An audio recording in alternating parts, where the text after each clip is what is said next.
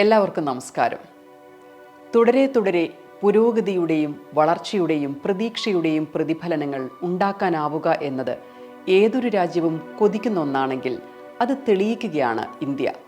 ശക്തമായ നിലപാടുകളോടെ നേതൃപരമായ സ്ഥാനം നാം അലങ്കരിക്കുകയാണ്. ആ അർത്ഥത്തിൽ ഇന്ത്യ ഏറ്റവും സന്തോഷിക്കുന്ന ദിവസങ്ങളാണ് ഈ കടന്നു പോകുന്നത്. ഒന്ന്, ലോകത്തെ സാമ്പത്തിക ശക്തികളിൽ വെച്ച് ഏറ്റവും വേഗത്തിൽ വളരുന്ന രാജ്യമെന്ന ഖ്യാതി അടിവരയിടുന്ന തരത്തിൽ 7.2% വളർച്ച വരുന്ന വർഷവും നിലനിർത്തുമെന്ന എക്കണോമിക് സർവേ റിപ്പോർട്ട്. മാന്ദ്യവും യുദ്ധഭീതിയും വിലക്കയറ്റവും ലോകത്തെ മിക്കവാറും രാജ്യങ്ങളെ അലട്ടുമ്പോൾ അതിശക്തമായ GDP വളർച്ചയോടെ കുതിപ്പിന്റെ മൊമെന്റം ഉലയാതെ നിലനിർത്താൻ നമുക്കാകുന്നു എന്നത്. നികുതി, വരുമാനം, നിക്ഷേപം തുടങ്ങിയ മേഖലകളിലെ ഘടനാപരമായ പരിഷ്കാരങ്ങൾ ശരിയായ ദിശയിലാണെന്ന് വ്യക്തമാക്കുന്ന വളർച്ചയുടെ പുതിയ തലം രാജ്യം ഈ വർഷവും ദർശിക്കുമെന്ന സാമ്പത്തിക സൂചകങ്ങൾ. ഇന്ത്യ ഇന്ന് ട്രെൻഡാണ്.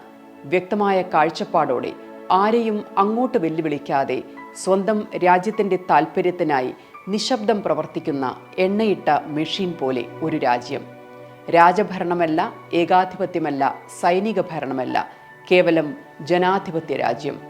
ഞാഞ്ഞൂലിനും ശീൽക്കാരമുയർത്താനും അത്താഴമുടക്കാനും നിയമപരമായി പരിരക്ഷയുള്ള രാജ്യത്താണ് പ്രതീക്ഷിക്കാനും മുന്നോട്ടു പോകാനും കഴിയുമെന്ന് ശക്തവും സുവ്യക്തവുമായ തരത്തിൽ ഇന്ത്യ കാണിച്ചു കൊടുക്കുന്നത്. ഞാൻ നിഷ കൃഷ്ണൻ, എഡിറ്റോറിയൽ ഇൻസൈറ്റ്സിലേക്ക് സ്വാഗതം. കർത്തവ്യപഥിലെ റിപ്പബ്ലിക് ഡേ പരേഡിൽ ഇന്ത്യക്ക് ഇക്കുറി ഇരട്ട തിളക്കവും ഇരട്ട ബലവുമായിരുന്നു. 300 കിലോമീറ്റർ പരിധി ഭേദിക്കുന്ന rocket launch Suryastra, Brahmo supersonic cruise missile, എന്തിനും പോന്ന ഭൈരവ കമാൻഡോ ബറ്റാലിയൻ തുടങ്ങി സൈനിക കരുത്തിന്റെ അന്തസ്സാർന്ന വിളംബരം മാത്രമല്ല, അതിന് സാക്ഷിയായതും അതിൽ അത്ഭുതം കൂറിയതും 45 കോടി ജനങ്ങളെ പ്രതിനിധീകരിച്ചെത്തിയ യൂറോപ്പിന്റെ നേതാക്കളാണ്. കേവലം 100 വർഷം മുമ്പ് ഇന്ത്യ പിടിച്ചടക്കാനും ഇവിടുത്തെ ജനങ്ങളെ അടിമകളാക്കാനും വെമ്പൽ പൂണ്ട് പായ്ക്കപ്പലുകളിൽ നമ്മുടെ തീരത്തിറങ്ങിയ അതേ രാജ്യങ്ങളുടെ പുതിയ ഭരണകർത്താക്കൾ കർത്തവ്യപഥിൽ ഇന്ത്യയെ കണ്ടത് ആശ്ചര്യത്തോടെയും അസൂയയോടെയുമായിരുന്നിരിക്കണം. ഇന്ത്യക്കായി 27 യൂറോപ്യൻ രാജ്യങ്ങളുടെ വിപണി തീരുവയില്ലാതെ തുറന്നിടാൻ തൊട്ടടുത്ത ദിവസം കരാറാകുന്നു. അതിൻ്റെ അടുത്ത ദിവസമാണ് ഞാൻ ആദ്യം പറഞ്ഞ ലോകത്തെ ഏറ്റവും വേഗത്തിൽ കൺസിസ്റ്റന്റായി വളരുന്ന രാജ്യമെന്ന റെക്കോർഡ് കണക്കുകൾ നിരത്തി എക്കണോമിക് റിപ്പോർട്ട് പുറത്തുവരുന്നത്. പല കോണുകളിൽ നിൽക്കുന്ന ഈ വാർത്തകളെ ഒറ്റ ചരടിൽ കോർത്ത് വായിക്കാനാണ് ഞാൻ താല്പര്യപ്പെടുന്നത്. കാരണം ഇത് ഇന്ത്യയുടെ കഠിനാധ്വാനത്തിന്റെ റിസൾട്ടാണ്. നേരത്തെ പറഞ്ഞില്ലേ, ഞാഞ്ഞൂലിനും അത്താഴം മുടക്കാൻ കഴിവുള്ള ജനാധിപത്യ രാജ്യം നേടിയ വിജയമാണ്. എന്താണ് യൂറോപ്യൻ യൂണിയനുമായി ഉണ്ടാക്കിയ ഫ്രീ ട്രേഡ് എഗ്രിമെന്റിലെ ആരും പറയാത്ത, അധികം കേൾക്കാത്ത ഇന്ത്യയുടെ നേട്ടമെന്ന് പറയാം? യൂറോപ്യൻ യൂണിയനുമായി ഇന്ത്യ ഒപ്പുവെച്ചത് ഒരു ട്രേഡ് എഗ്രിമെന്റിനേക്കാൾ ഒരു ജിയോ പൊളിറ്റിക്കൽ എഞ്ചിനീയറിംഗ് പ്രൊജക്റ്റാണ്. കാരണം ഈ ഒരു കരാറോടെ ഇന്ത്യൻ കയറ്റുമതി മേഖലയിൽ വരാൻ പോകുന്ന ക്വാളിറ്റി സ്റ്റാൻഡേർഡ്സും സ്ട്രാറ്റജിക് പൊസിഷനിങ്ങുമാണ് ഉറപ്പാക്കുന്നത്. അടുത്ത 20 വർഷം ആഗോള വാണിജ്യ മേഖലയെ ആരാണ് നിയന്ത്രിക്കാൻ പോകുന്നത് എന്ന പച്ചയായ യാഥാർത്ഥ്യമാണ്. വാസ്തവത്തിൽ ഇന്ത്യയുടെ കയറ്റുമതിയുടെ ചരിത്രത്തിൽ നമ്മൾ 4ാമത്തെ ഗിയറിട്ട് ഒരു സ്പീഡ് റേസിന് ഒരുങ്ങുകയാണ്. എങ്ങനെയെന്നല്ലേ? വിശദമായി പറയാം. യൂറോപ്യൻ യൂണിയൻ ഇപ്പോൾ തന്നെ നമ്മുടെ ഏറ്റവും വലിയ ഗുഡ്സ് ട്രേഡിംഗ് പാർട്ട്ണറാണ്. 120 ബില്യൺ പൗണ്ടിന്റെ, അതായത് 15 ലക്ഷം കോടിയുടെ മാർക്കറ്റാണത്.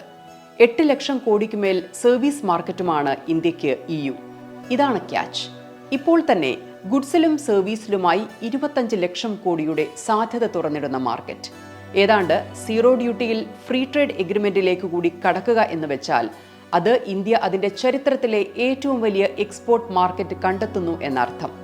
അത് യൂറോപ്പിലേക്ക് ഇനി കയറ്റുമതി നിർബാധം നടക്കും എന്ന് മാത്രമല്ല, യൂറോപ്പിലെ മാർക്കറ്റ് സ്റ്റാൻഡേർഡ് ലോകത്തെ ഏറ്റവും കടുപ്പമേറിയതാണ്. യൂറോപ്പ് ഇറക്കുമതി ചെയ്യുന്ന പ്രൊഡക്റ്റോ സർവീസോ ലോകത്ത് എവിടേക്കും ധൈര്യമായി ഇറക്കാം. യൂറോപ്പ് ഒരു മാനദണ്ഡമാണ്. നമ്മുടെ MSMEകളുടെ പ്രൊഡക്റ്റ് ക്വാളിറ്റിയും സ്റ്റാൻഡേർഡ്സും സ്വാഭാവികമായി കൂടുതൽ ലോകോത്തരമാകും. ആയേ പറ്റൂ. ലോകത്തെ ഏത് മാർക്കറ്റിനോടും കോമ്പീറ്റ് ചെയ്യാവുന്ന ക്വാളിറ്റിയുള്ള പ്രൊഡക്റ്റ് സെന്ററായി നാം മാറും. ക്വാളിറ്റിയിൽ മാത്രമല്ല, സേഫ്റ്റി, കാർബൺ റിപ്പോർട്ടിംഗ് തുടങ്ങി ലോകത്തെ പ്രധാന ക്വാളിറ്റി ക്രൈറ്റീരിയകൾ ഇന്ത്യയിലെ നിരവധി സംരംഭങ്ങൾക്ക് ശീലമാകാൻ ഇത് അവസരം നൽകും. അതോടെ ഇന്ത്യയുടെ ആഭ്യന്തര മാർക്കറ്റിലും ക്വാളിറ്റിയുള്ള പ്രൊഡക്റ്റുകൾ എത്തും. കരാറിന്റെ ഡ്രാഫ്റ്റിംഗിൽ വന്ന വളരെ ശ്രദ്ധാപൂർവമായ ഇന്ത്യൻ ഇടപെടലുകൾക്ക് ദൂരവ്യാപകമായ റിസൾട്ടുണ്ട്. യൂറോപ്യൻ യൂണിയൻ രാജ്യങ്ങളിൽ നിന്നുള്ള കാറുകളുടെ നികുതി ക്രമേണ 10% വരെയായി കുറയും. ഇറക്കുമതി ചെയ്യുന്ന കാറുകളുടെ എണ്ണത്തിൽ കോട്ടയും ഏർപ്പെടുത്തിയിട്ടുണ്ട്. വിദേശ കാർ ബ്രാൻഡുകൾ വരുന്നത് ആഭ്യന്തര ബ്രാൻഡുകളെ സേഫ്റ്റിയിലും എമിഷനിലും കൂടുതൽ ശ്രദ്ധ വയ്ക്കാൻ നിർബന്ധിതമാക്കും. ഇന്ത്യൻ മാനുഫാക്ചറിംഗിലേക്ക് യൂറോപ്പിൽ നിന്നുള്ള നിക്ഷേപം കൊണ്ടുവരും. നമ്മുടെ ഓട്ടോ പ്രൊഡക്റ്റുകൾക്ക് യൂറോപ്പിൽ കൂടുതൽ വിശ്വാസ്യത കിട്ടും. ഇറക്കുമതിയിൽ നമ്മൾ സെലക്റ്റീവായി. അതേസമയം അങ്ങോട്ട് കയറ്റുമതി ചെയ്യുന്ന പ്രൊഡക്റ്റുകൾക്ക് 0 ഡ്യൂട്ടി വരെ നേടിയെടുക്കാനും ലോകത്തെ ഏറ്റവും വലിയ ആ മാർക്കറ്റിൽ അധീശത്വം സ്ഥാപിക്കാനും സാധിച്ചു. Textiles, apparel, leather, Gems, jewellery, engineering goods, process food തുടങ്ങിയ സെക്ടറുകളിൽ നല്ല സംരംഭകർക്ക് വലിയ അവസരം തുറക്കും. നല്ല സംരംഭകർ എന്ന് വെച്ചാൽ EU സ്റ്റാൻഡേർഡിൽ ക്വാളിറ്റി പ്രൊഡക്റ്റുകളും സർവീസുകളും എക്സ്പോർട്ട് ചെയ്യാൻ കഴിയുന്ന സംരംഭകർ. കാരണം ഈ ട്രേഡ് എഗ്രിമെന്റോടെ ഇൻഡസ്ട്രി എസ്റ്റിമേറ്റ് അനുസരിച്ച് ഇന്ത്യയുടെ രത്നക്കല്ല് ജ്വല്ലറി സെക്ടറിലെ കയറ്റുമതി $1000 കോടി വളരുമെന്നാണ് പ്രവചനം. അതുപോലെ ലെതർ ഉൽപ്പന്നങ്ങൾ, ഈ 2 സെക്ടറും വലിയ തോതിൽ തൊഴിലവസരങ്ങൾ തുറക്കുന്നതാണെന്ന പ്രത്യേകതയുണ്ട്, പ്രത്യേകിച്ച് വനിതകൾക്ക്. ഫ്രീ ട്രേഡ് എഗ്രിമെന്റിനൊപ്പം സെക്യൂരിറ്റി ആൻഡ് ഡിഫൻസ് പാർട്ട്ണർഷിപ്പും ഇന്ത്യയും യൂറോപ്യൻ യൂണിയനും ഒപ്പുവെച്ചു എന്നത് വിസ്മരിക്കരുത്. റിസർച്ച്, ഇന്നൊവേഷൻ മേഖലയിൽ ആഴത്തിലുള്ള സഹകരണം, ഗ്രീൻ ഹൈഡ്രജൻ പ്രൊജക്റ്റുകളിലെ സഹകരണം എന്നിവയും ഇതിനൊപ്പം ചേർത്ത് വായിക്കണം. മാത്രമല്ല, കാറ്റിൽ നിന്നുള്ള ഊർജോൽപാദനത്തിൽ ഒന്നിച്ചു നിൽക്കാനും ലോകത്തെ ഏറ്റവും വലിയ സഹകരണവും ലക്ഷ്യമിട്ട് ഈ വർഷം India EU win business summit നടക്കുകയാണ്. നികുതി കുറയ്ക്കാനും കുറെ കയറ്റുമതിയും ലക്ഷ്യമിടുന്ന സാധാരണ കാണുന്ന തരം ഒരു കരാറല്ല. ഇന്ത്യ ലക്ഷ്യം വെക്കുന്ന 2047 സ്ട്രാറ്റജിക് കോറിഡോറാണ് ഇന്ത്യ EU സഹകരണം.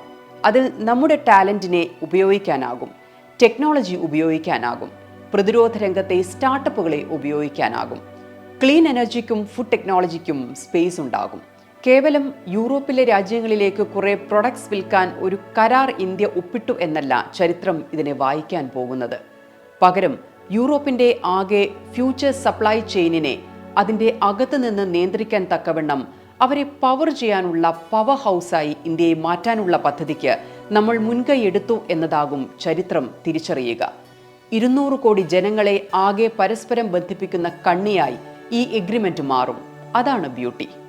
നികുതിയെ ആയുധമാക്കി ഇന്ത്യയോട് അമേരിക്ക യുദ്ധം പ്രഖ്യാപിക്കുകയും ആ രാജ്യത്തിന്റെ തലവൻ തുടർച്ചയായി പ്രകോപനം സൃഷ്ടിക്കുകയും ചെയ്തപ്പോൾ മറുപടി പറയാനോ വെല്ലുവിളിക്കാനോ യാചിക്കാനോ പഴയ കാലത്തെ പോലെ ഇമോഷണൽ ഡിപ്ലോമസി കളിക്കാനോ അല്ല ഇന്ത്യ നിന്നത്. അതിനപ്പുറം വലിയ വര വരച്ച് വെല്ലുവിളിച്ചവരെ അപ്രസക്തമാക്കുകയാണ് നമ്മൾ ചെയ്തത്. വാഷിംഗ്ടനെ സംബന്ധിച്ച് അവരെ എക്കാലവും അസ്വസ്ഥമാക്കുന്ന ഒരു മറുപടി ഒന്ന് ആലോചിച്ചു നോക്കിയേ. $8,000 കോടി അഥവാ 7 ലക്ഷം കോടി രൂപയുടെ ഷോക്കാണ് തീരുവ ശിക്ഷയിലൂടെ ഇന്ത്യൻ കയറ്റുമതിക്ക് വാഷിംഗ്ടൺ ഏൽപ്പിച്ചത്. ഭയക്കുമെന്നും അപേക്ഷിക്കുമെന്നും കരുതി.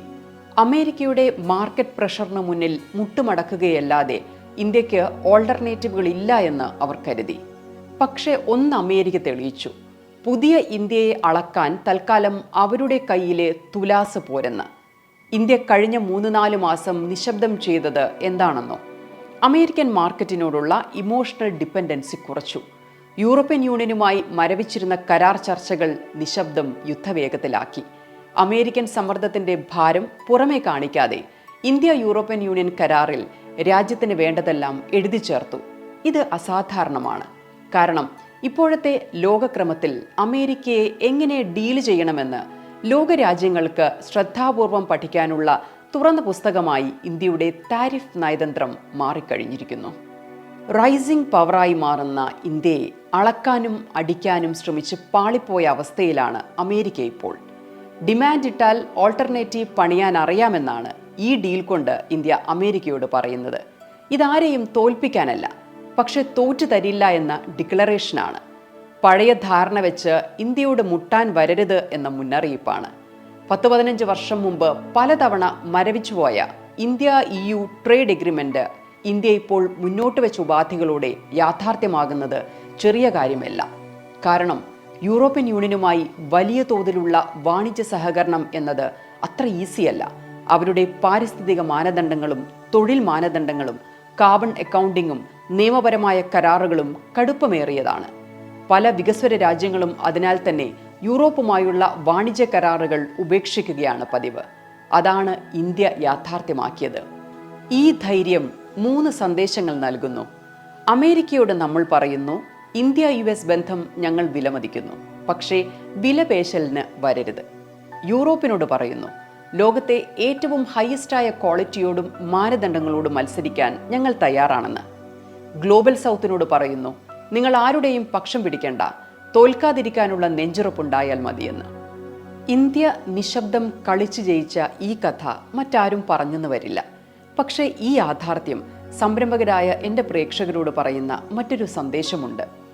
എത്ര വേഗം മറ്റൊരാളെ നമ്മൾ ശിക്ഷിക്കുന്നതോ നമ്മുടെ ആവശ്യങ്ങൾ നേടിയെടുക്കാൻ അവരിൽ സമ്മർദ്ദം ചെലുത്തുന്നതോ അല്ല പവർ എന്നത്. പവർ എന്നത് എത്ര വേഗം ആഴത്തിൽ നമുക്ക് പുതിയ കാര്യങ്ങൾ അഡാപ്റ്റ് ചെയ്യാനാകും എന്നതാണ്. പലരും ലോകം കീഴടക്കിയത് മുമ്പ് പീരങ്കികൾ കൊണ്ടായിരുന്നു. പിന്നീട് അത് അവരുടെ കറൻസി കൊണ്ടായി. ഒടുവിൽ ലോകത്തെ ചൊൽപ്പടിയിൽ നിർത്താൻ ചിലർ നികുതി എന്ന ആയുധം ഉപയോഗിച്ചു. പക്ഷേ ഒരു രാജ്യം ബുദ്ധി കൊണ്ട് പ്രതികരിക്കാൻ തീരുമാനിച്ചപ്പോൾ സമ്മർദ്ദതന്ത്രം തകർന്നു. അത്രയുള്ളൂ.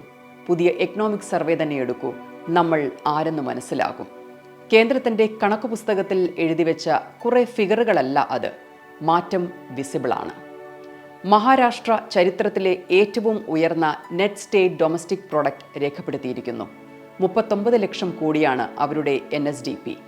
സംസ്ഥാനങ്ങൾ വളർച്ചയുടെയും ഇന്നൊവേഷൻ്റെയും റെയിലിൽ സഞ്ചരിക്കുന്നതിൻ്റെ തെളിവാണത്. രാജ്യത്തെ ഓർഗനൈസ്ഡ് മാനുഫാക്ചറിങ്ങിൽ വർക്ക് ഫോഴ്സിൽ 15% കോൺട്രിബ്യൂട്ട് ചെയ്യുന്നത് നമ്മുടെ അയൽപ്പക്കമായ തമിഴ്നാടാണ്. ഓട്ടോ കമ്പണന്റുകൾക്കും ഇലക്ട്രോണിക്സ് മാനുഫാക്ചറിങ്ങിനുമായി തമിഴ്നാട് നെയ്തിട്ടിരിക്കുന്ന ക്ലസ്റ്റർ മോഡൽ രാജ്യമാകെ മാതൃകയായി മാറുകയാണ്. ഇതിലെ വസ്തുത കാണാതെ പോകരുത്. രാഷ്ട്രീയ പക്ഷഭേദങ്ങളില്ലാതെ, ഈഗോ ഇല്ലാതെ വളരുക എന്ന ഒറ്റ ലക്ഷ്യം മുൻനിർത്തി ഇതാദ്യമായാണ് ഒരു സംസ്ഥാനത്തിൻ്റെ മാനുഫാക്ചറിംഗ് എക്കോസിസ്റ്റത്തെ നാഷണൽ ടെംപ്ലേറ്റായി ഉയർത്തിക്കാണിക്കുന്നത്.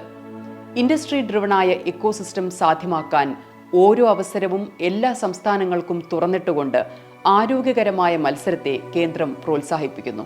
മാനുഫാക്ചറിങ്ങിനും എക്സ്പോർട്ടിനും പ്രാധാന്യം നൽകും വിധം റെയിൽ ഫ്രൈറ്റ് സർവീസിന് സബ്സിഡി നൽകാനും കേന്ദ്രം പദ്ധതിയിടുന്നു.